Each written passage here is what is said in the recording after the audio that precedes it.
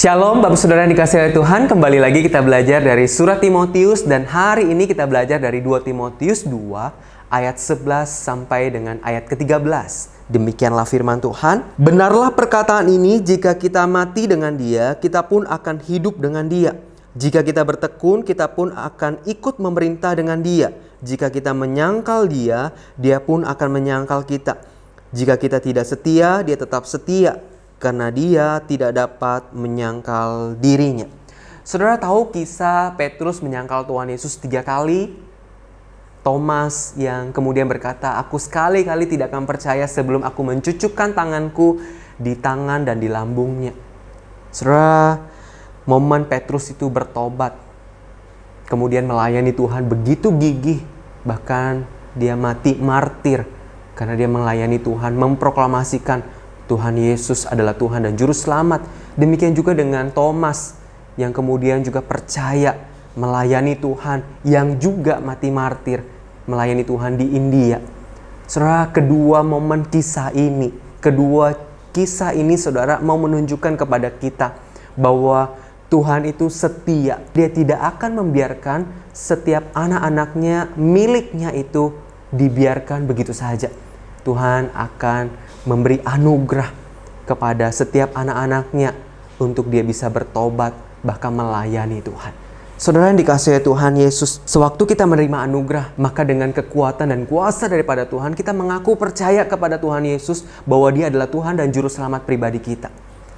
Saudara, ketika itu sudah percaya, di dalam perjalanan kehidupan kita sampai nanti akhir kita mengakhiri kehidupan kita, bertemu muka dengan Tuhan, saudara, kita itu butuh anugerah Tuhan setiap waktu, saudara. Karena kita ini adalah orang-orang yang mudah tidak setia, saudara.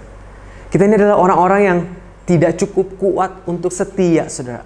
Tapi kita bersyukur karena Tuhan kita adalah Tuhan yang setia. Kalau kita ini adalah miliknya, saudara, maka Dia tidak akan membiarkan kita. Tuhan akan memproses di dalam kehidupan kita ini supaya kita ini bertobat dan kembali kepadanya.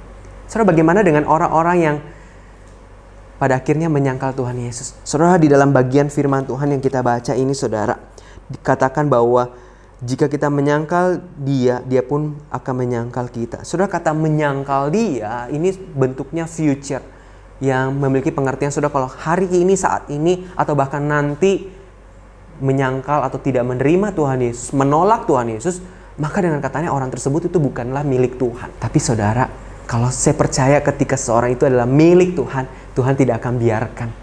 Tuhan akan memproses orang tersebut sedemikian rupa, apapun caranya, sehingga orang itu akan kembali. Oleh karena itu, saudara, kita patut bersyukur kepada Tuhan, karena Dia adalah setia dan tidak akan membiarkan setiap kita. Oleh karena itu, saudara, biarlah hari-hari dalam kehidupan kita, waktu kita menjalani hari ini, saudara, kita perlu meminta pertolongan, anugerah Tuhan untuk menolong kita menjalani kehidupan ini, untuk kita terus boleh setia di hadapan Tuhan.